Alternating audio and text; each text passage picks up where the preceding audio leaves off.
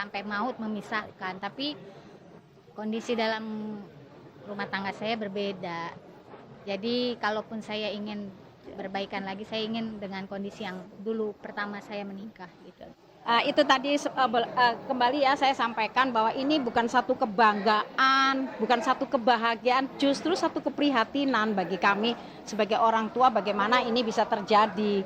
Nah, saya kan tadi saya sudah sampaikan bahwa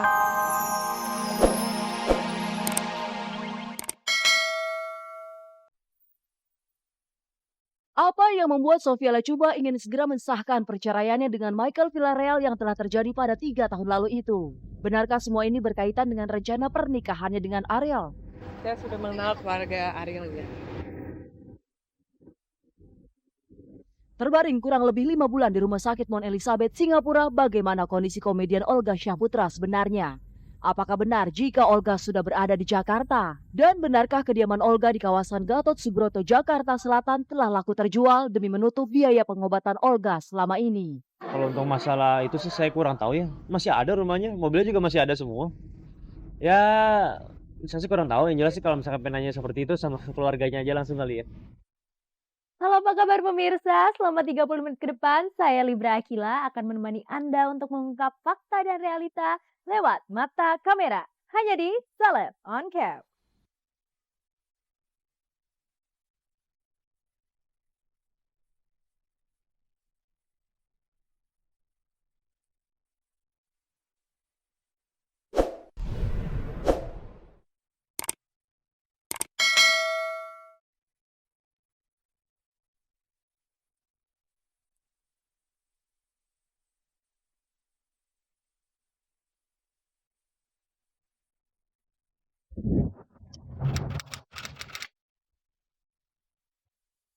Sofia Latjuba atau Sofia Muller akhirnya bisa bernafas lega karena kisah kasihnya dengan Nazril Irham atau Ariel bisa berjalan mulus. Pasalnya, tak lama lagi status janda Sofi akan segera disahkan oleh Pengadilan Negeri Jakarta Selatan. Sebelumnya, Sofia dan mantan suaminya Michael Villarreal telah bercerai sejak 3 tahun lalu. Hanya saja, perceraian mereka tercatat di Amerika Serikat hingga akhirnya mereka perlu mendaftarkan perceraian mereka di Indonesia. Dan kemarin adalah sidang kedua pengesahan perceraian mereka di Pengadilan Negeri Jakarta Selatan. Lalu benarkah jika langkah ini sebagai cara Sofia untuk mensahkan statusnya di hadapan Ariel? Dan apa yang membuat Sofia tak menghadiri sidang tersebut? Benarkah jika ia sudah tak ingin bertatap muka dengan mantan suaminya?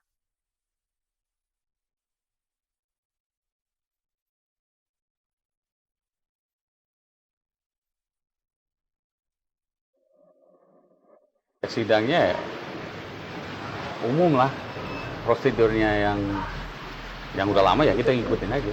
Itu macam pembuktian. Belum. Ini masalah formalitas doang. Karena ini santai aja, ini kan cuma formalitas aja. Sudah cerai 3 tahun yang lalu, sekitar 3 tahun yang lalu di Amerika, karena waktu itu masih domisili di Amerika. Nah, kita berdua baru pindah ke sini, sekarang kita mau melewati proses formalitas Indonesia aja biar keluar suratnya di sini supaya bisa kayak beli mobil, beli rumah segala macam. Karena kan harus ada surat cerainya. Jadi ini akan menjadi cepat aja karena kita cuma butuh suratnya aja sih. Karena kan di Amerika kan udah cerai. Ada juga perkara perceraian ya, nomor 423 PD3 2014 antara MAV sebagai penggugat melawan SIL melawan selaku tergugat. Perkara ini masuk ke pengadilan pada tanggal 22 Juli 2014 dan mulai sidang pada Senin kemarin tanggal 18 bulan 8 2014 dan tadi sidang juga hari ini tanggal 25 Agustus 2014. Akan tetapi pihak tergugat dalam hal ini SIL itu belum bisa hadir sehingga persidangan berikutnya masih memanggil tergugat dalam hal ini SIL ini.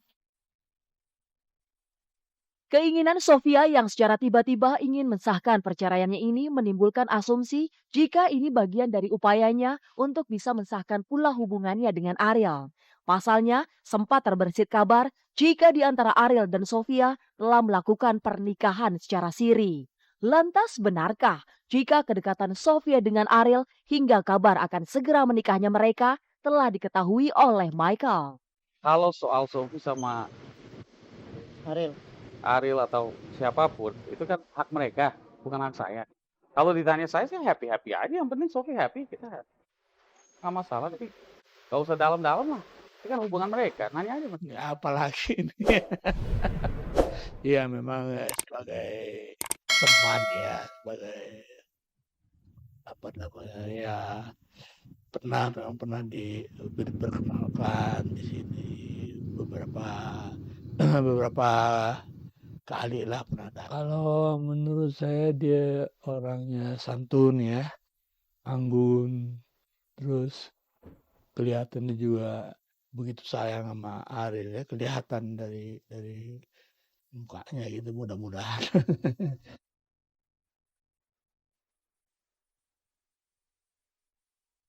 Sejak hubungannya dengan Ariel terkuak di pertengahan tahun 2014, pasangan duda dan janda ini memang tidak pernah malu lagi untuk pamer kemesraan.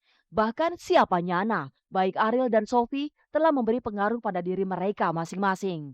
Lihat saja bagaimana Ariel yang penuh percaya diri mewarnai rambutnya, menyamai rambut Sofia yang diberi highlight warna putih juga. Begitu juga dengan jiwa petualang Ariel yang telah ditularkan pada kekasih barunya ini. Kebiasaan Ariel yang gemar naik turun gunung sama sekali tak ditolak Sofia. Bahkan Sofia justru terlihat senang saat ia bisa naik Gunung Gede Pangrango di momen libur Lebaran Idul Fitri kemarin. Lalu mungkinkah Sofia akan menjadi pelabuhan cinta sang Don Juan? Begitu juga dengan Sofia yang akan menjadikan Ariel sebagai akhir dari pencarian cinta sejatinya. Waduh, nggak tahu ya kalau jodoh.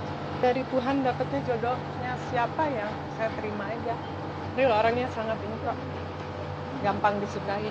Orangnya pokoknya kita jalanin aja yang ada di depan. Nah, sebagai orang tua kalau putra saya memang mendapat itu ya why not, artinya ya kita hanya berdoa aja gitu. Ya kan? Jika Sofia Lacuba begitu santai menghadapi sidang pengesahan perceraiannya dengan Michael Villarreal, aroma perseteruan justru tengah mewarnai Tessa Kaunang dan Sandy Tumiwa. Bagaimana tidak, di sidang mediasinya kemarin pagi, baik Sandy maupun Tessa tak saling bertegur sapa saat keduanya bersua di ruang sidang Pengadilan Negeri Jakarta Selatan. Lantas, apa yang membuat Tessa dan Sandy memilih menutup komunikasi? Benarkah jika ada dendam di antara mereka? Kondisi yang sebenarnya seperti itu, tidak tegur sapa. Yang kemarin-kemarin terjadi bisa datang berdua ke acara apa itu sebenarnya bukan keinginan saya untuk memberikan kondisi yang sepertinya pura-pura begitu gitu, bukan keinginan saya. Kalau saya orangnya sebenarnya real aja kayak begini gitu. Kalau misalkan memang sudah harus selesai ya selesai, sudah harus dilanjutkan ya dilanjutkan gitu. Nggak lagi nervous, awal tuh lagi nervous, tapi pas mediasi tadi kan lebih tenang. Kan bisa Di atas ngobrol. tadi ngobrol gitu. Cuma lagi nervous aja gitu kan. Cuman lagi di sini ngeliat wartawan rame segala macam, dan ini baru hari pertama Mas Andi ikut sidang ya wajar. Berarti ini kan sama aja kayak Sedangkan nikah aja nervous gitu. kuliah saya. Sama aja kayak kuliah saya nih sebagai sarjana hukum gitu kan, untuk menuju nanti advokat. Ada banyak dugaan mengiringi kabar perceraian Tessa dan Sandy Tumiwa. Banyak yang mengira dan menduga jika gugatan cerai ini terjadi akibat berpindahnya keyakinan Sandy. Namun belakangan justru berhembus kabar jika isu kekerasan dalam rumah tangga yang akhirnya memicu Tessa resmi menggugat cerai Sandy. Benarkah ada KDRT di antara mereka? Dan benarkah pula jika Tessa Kaunang telah menjual rumah tempat tinggalnya bersama Sandy guna memenuhi kebutuhan hidupnya sehari-hari? Pengennya punya rumah tangga yang seumur hidup kok, selamanya kok. Apalagi menurut keyakinan saya kan kita tidak diizinkan ya, sebenarnya tidak dibenarkan juga untuk berpisah sampai maut memisahkan. Tapi kondisi dalam rumah tangga saya berbeda.